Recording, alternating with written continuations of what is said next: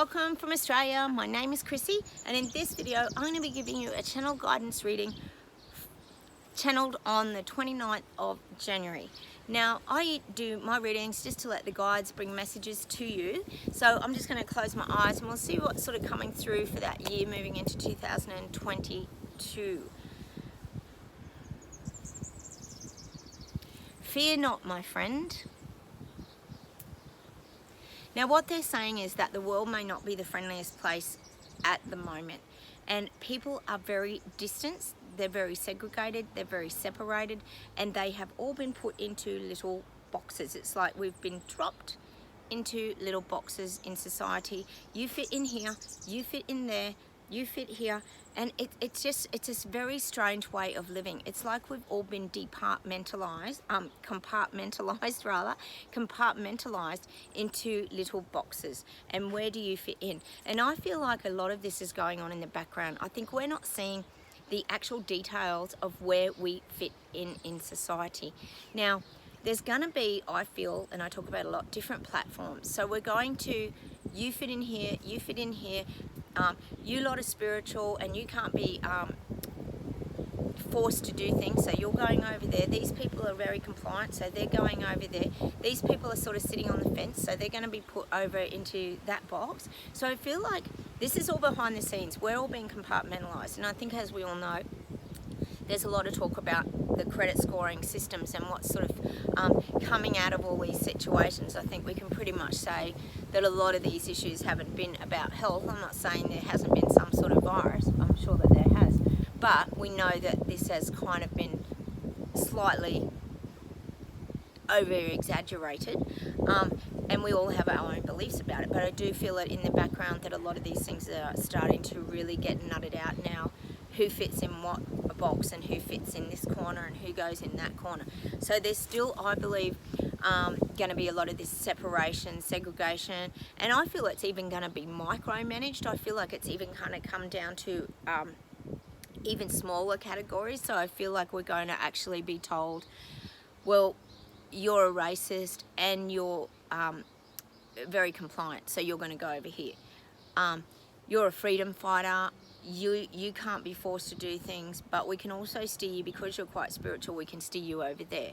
So I still feel like there's going to be this micromanaging still, where we can still break down people and their personalities, you know, into social sort of classes. I still feel like it's almost like when you divide something, it's like when you cut something up, you cut a cake in half, you cut it again into quarters, and then it's showing me that then you can cut it into like thirds again, so you're kind of cutting that quarter down as well. So you're reducing and reducing and reducing, and that's how I feel society is going to become.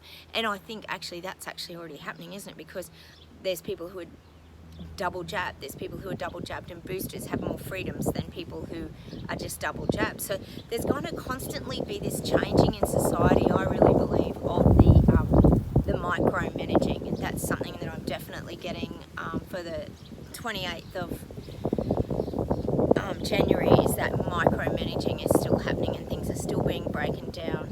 And look, isolation is definitely a big one in this, and isolation is a very, very challenging experience because it brings on a lot of darkness, brings on a lot of depression, and it can certainly lead to a lot of suicide and hopelessness. So when people haven't got hope, that's when they lose sight of having any light inside of them, and they just become very dulled down. And that's something to be really aware of, I think, in 2022, to just keep evolving and keep shining and keep learning, even that if that means that you are isolated. Get on those platforms and start to teach yourself new things. This is a great time to teach ourselves new skills, how to cope in life.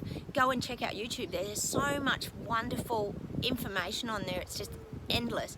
And you'll find that those things will start to get into your algorithm and they'll pop up anyway, and you'll find new people. This is just how it works.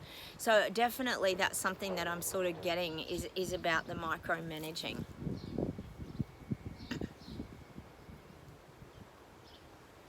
Now I'm getting that life is hard enough. Life is hard enough emotionally to navigate. Like we all, if we look back at our life's journey, we've all had these ups and downs, and life has emotionally sort of led us to certain places. So I feel like this is where people have to stand strong now, and they have to say, well, I've had enough of all this. Like, who gives somebody the right to shut us down and not see our family and instill fear into people so that they're in a miserable place for 2 to 3 years? Do old people want to be on their own? I don't think so.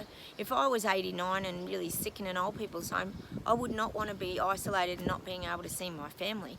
To me, that just doesn't even make sense. So these are the things we've got to kind of look at, like standing up and having those rights and having our voices heard to what we want moving forward. This is not okay. What's happening around the globe is not okay. I know a lot of people think it's okay, but there's a lot of us that don't. So that's what I mean about teaching yourself how to find that voice and how to navigate such a bizarre and unusual experience that we can see, but you know, a lot of people can't see that. I really feel like car industries, it comes up a lot, but I really feel like there's big shifts in the car industry. I feel like they're going to start making really big money. I feel like people are going to start to realise when it comes to cars that when you buy a car, it depreciates. It is certainly not considered an asset unless you've got a very flash custom car or something that's really going to hold its value, which is not very many cars. Most people's cars do depreciate. But some of these cars are starting to cost like a small home loan. And I think the insanity of that is people are sort of saying, well, why? Why are we having to pay these high prices for vehicles? And I feel like the car industry is going to really start to get not attacked, but I feel like people are going to really start to say, well, how do you justify charging these prices that you are? I feel like that's going to really start to open up. People are going to start to question a lot about the car industry. And look, they have probably suffered a bit over the years with the pandemic and everything that's gone on. I think a lot of people have really sort of tightened in the financial belt, so to speak. But I think people are starting to question, why have cars gone up so dramatically and how is that sort of justified? People's wages and things don't go up. I mean, some people haven't even had work during the pandemic. So it's kind of, people are starting to really step back now and start to look at the economy and the finances. And that's something that I'm definitely seeing in 2022, is just the imbalance of the cost of living and the economy and what's kind of driving all that. Obviously, we've got to pay for all these expenses and these gosh, the government has gone crazy here in Australia, and I'm sure it has wherever you're living. You know, comment down below and let me know what's been happening in your country. But we have spent trillions of dollars on these vaccination programs and PCR tests, and God even knows, rapid antigens. I don't even know. It's that overwhelming, so I don't even want to know what the bill of that is. But you know, we all have to pick up the cost of that, because obviously we just don't have like an endless pool of money to be using. So long term, I think people haven't looked at that, is that we have to pay the price for that somewhere. So definitely the car industry, I reckon, is going to get a lot of questions about the costings, but also, you know, people are going to start to turn a corner soon, and they're going to realise that, oh my God, we've got to pay back all this, all these big pharma and all these medical companies and that now. We've got a huge debt that just keeps rising, and God, it just gets overwhelming to even think about. Even that makes you tired thinking about it. But nobody's wages are going up, but all our rates and all the insurances, everything just constantly keeps going up. And that's why I think there's going to be like a lot of financial collapse for people in 2022.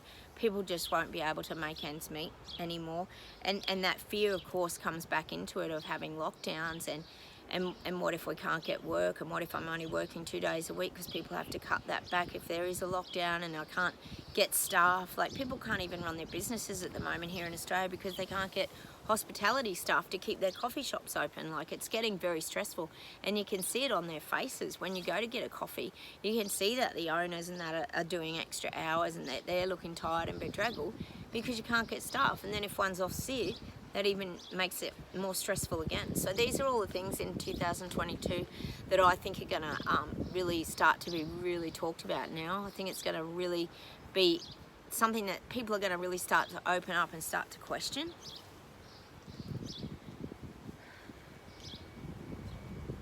Now I'm getting this visual of everybody kind of holding hands and like holding them up, like joining together, joining and uniting and being brave. For anyone that watched that Battleground Melbourne documentary I told you about, there's one scene in it where they wanted to break the police line, and they all just hunched together, were arm in arm, and they just walked straight through the police line, which was so brave because they were getting pelted with rubber bullets and everything. And then suddenly the crowd just got behind them, and this was the big example of the big push that I'm kind of talking about. And they pushed forward the protest marches in Melbourne, and it was just a brilliant sight.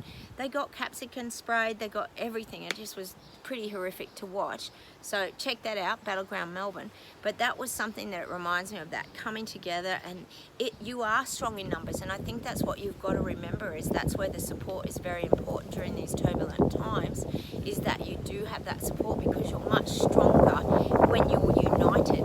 And that's why I talk about that so much, about getting around like-kind and supporting each other through these times that seem just so insane, and there's just sometimes no logic to any of this that is happening at the moment.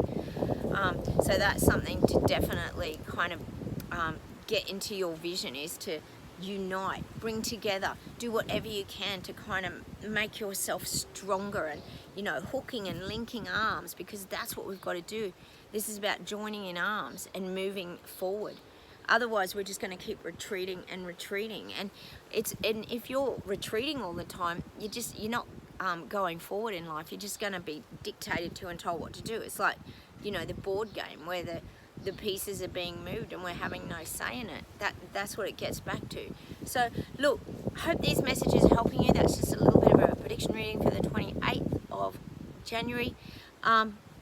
Subscribe to my channel. I do regular readings every few days. Don't forget to hit the notification button and the like buttons, of course, because that helps us just keep spreading the message. I will see you in that next video as well. Please stay safe, please stay strong, and I will see you very soon. Bye.